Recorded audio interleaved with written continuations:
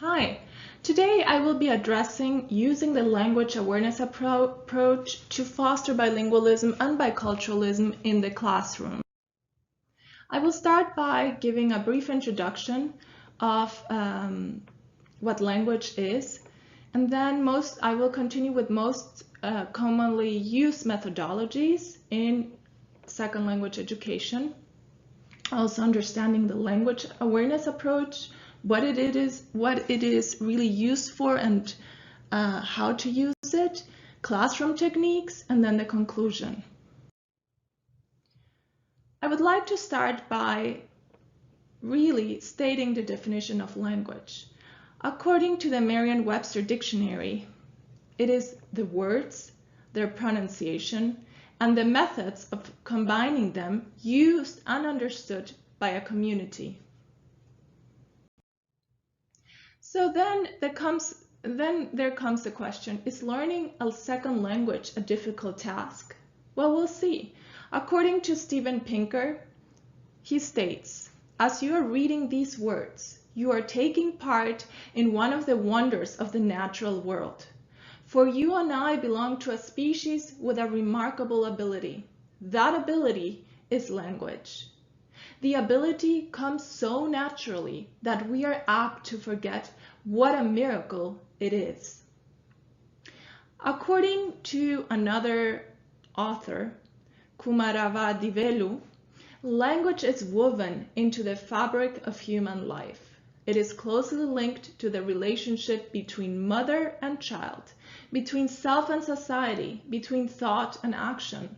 So language is indeed a natural process. We can think about babies when they are born and how they acquire language. It is a natural process. So then what is the purpose of language? Well, of course, that it is to solve the problem of communication.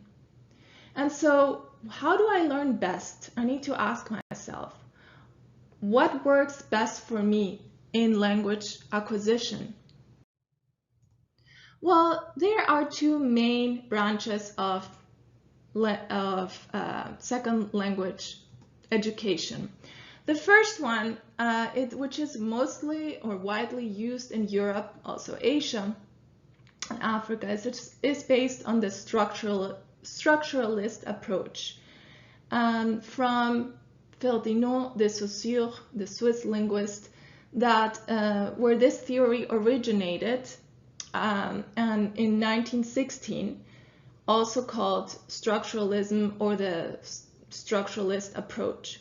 And again, as its name emphasizes, it is based on the structure in the body of language. Basically, it emphasizes syntax, and it is based on analyzing the syntax and for example, the syntax of a sentence and paragraphs, etc., how students analyze it and then eventually learn a language. Now, the exact opposite of this language methodology approach is the communicative approach, which came about by the American linguist Noam Chomsky in 1960. So this, in contrast, emphasizes interactions as both the means and the ultimate goal of learning a language. Therefore, communication is the ultimate goal of language, as we already mentioned. But in the communicative approach, communication, its oral form only, is emphasized, while in the structuralist approach, the written form of communication is emphasized. The communicative approach is mostly used in the American continent.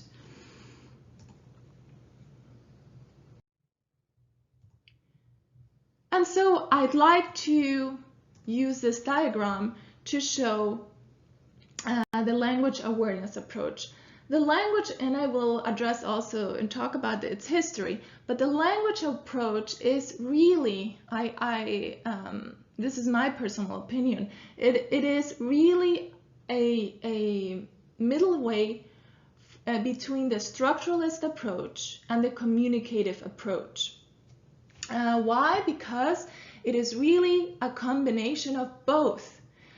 Besides that, the use of critical thinking is emphasized in order to internalize the language on the long term. Therefore, it's a learning for life and not just the opposite.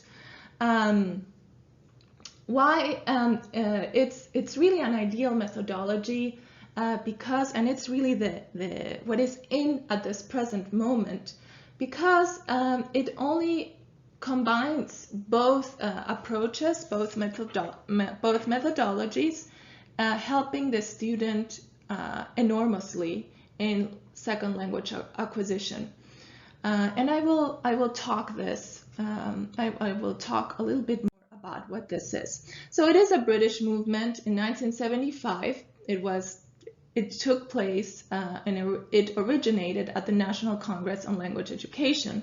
That's when it officially came about. The language awareness approach is also a person's sensitivity to unconscious awareness of the nature of language and its role in human life. So it really focuses on consciousness and being aware of the language, and also helping your first language in order to learn your second, third, fourth language. So skills transfer. It is also a way to motivate the students because as we said, it is really an approach that uses language for life. So it stays there on the long run, and it provides pupils against the fear of the unknown. It provides them with tools so that they are eager to learn a second language and that they retain that information on the long run. It also provides the students with tools to solve the problem of communication by previously internalizing the language by the means of analysis and critical thinking.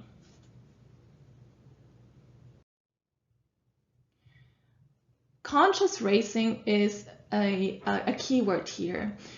Conscious racing is really what the language awareness approach uses in second language education. It is an internal process related to what happens in the mind to an external operation related to input and interaction. It is also the Sprachgefühl in German that allows a student to become conscious of internalizing this language to make it permanent on the long run. Some of the characteristics of the language awareness approach are the following. First of all, the use of meta-language, so analyzing language. It is also to train students to become more conscious in the process of learning. And it also provides the students with a balance of inductive and deductive techniques. This methodology also focuses on the appropriateness of the use of language in context. This is very important, and this is key to second language education. So the context would be, could be or would be formal or an informal context, and also when we talk about context, it also includes the cultural context. And I will talk about this later on. The language awareness approach also uses comprehensible input from authentic sources, which is key to using vocabulary, terminology, etc. in the correct context. Now, how do we transfer all this into the classroom? Well, some examples are, to use examples used previously and building on that content in order to understand and practice new information. The peer group or group work for collaborative discoveries about language and content in different contexts is also encouraged. Information from authentic sources, always authentic sources, to use in the context of language practice with attention to form, content, and pragmatics is key. Now, yes, it might take more work, but we cannot say that always taking the easy way out is the best. So yes, creating material is definitely helpful, as it would reproduce, if we are conscientious of how we need to do this, the proper material to use in the classroom. Of course, using textbooks only as resources is also important, not to use them as the only resource. As we know, textbooks, yes, they can be used as a guide, but they're only a guide, right? Encouraging thinking and analyzing is key. I personally use a Socratic dialogue in every lesson, which helps the students find the answer more than providing them with an answer. And of course, it makes them think, and it's the use of metacognition. It's also important to help the students make them reflect on their own language, because, as we know, skills transfer. So if a student is aware of their own native language and is great in writing, let's put it that way, that student will, by definition, if he analyzes his first language, will be successful in the second language as well. And that's usually the case with students. As if they are strong in one language, they will be strong in the second, third language, because again, skills transfer.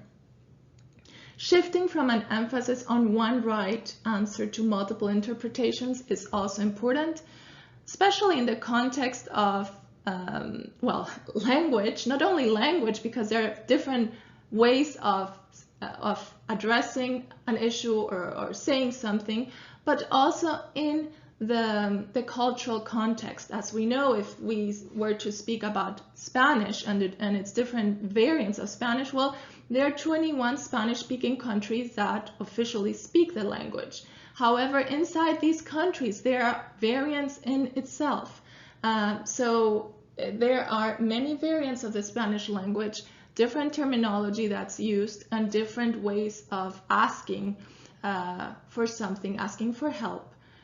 Direct, indirect ways. In one culture, it's better to be direct. In another culture, it's better to be indirect in the same context.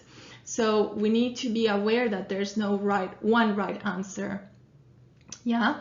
One example of this would be asking for directions in Mexico versus asking for directions in Spain. In Spain, you need to be short and concise, whereas in Mexico, you need to be not so concise to seem polite. Yeah. So there are different ways of saying the same or addressing the same issue in different cultural contexts, and also forms of language. It is also important to ask learners to discuss how topics could be dealt with differently. I just gave the example of asking for directions. So from a linguistic perspective as well as a cultural perspective. If you are interested in seeing how specifically the language awareness approach can be put into the practice in the classroom environment, I would recommend watching this video, and I have actually integrated this under my bibliography. You're welcome to watch it. It is a great video. Especially, I would recommend the first minute of it so that you see another example of what I am referring to. Finally, I would like to close this presentation by indicating that language is indeed a natural process. It comes naturally. If you're strong in one language, in your own language, you start analyzing it, you will be by default be great in learning a second, third language because skills transfer. Critical thinking is a wonderful way to by analyzing your own language in order to learn a second or third language, and also by the use of internalizing this the process of internalization, which is the language awareness approach. You are, or a student is, successful in learning this in the long run. So in order to help learners with their process of self-discovery, they should be helped to see grammar as a rational, dynamic system that is comprised of structures characterized by 3 dimensions of form, which is syntax, meaning, and use, which also include their pragmatics and social-cultural aspects, according to Larson and Freeman, which I definitely agree. Also, the language awareness approach runs parallel to the definition of language and its purpose, which is solving the problem of communication, but in a natural way, using your own tools, which is your own language, to become even stronger when learning a second language. It also instills a metacognition process in the students. It provides a more holistic view between Saussure's structuralist theory and Chomsky's communicative approach, and it uses analysis of grammatical structures with critical thinking in order to achieve effective communication, always within the context. That's the goal. I would like to end this presentation by reading a quote. The language awareness approach opens doors to these affective dimensions in ways which might make all the difference to learners. Furthermore, this methodology, combined with effective instruction and positive reinforcement, always, and emotive involvement, increase neural paths in multiple areas of the brain, thus achieving the multidimensional representation needed for a profound process of language. Thank you.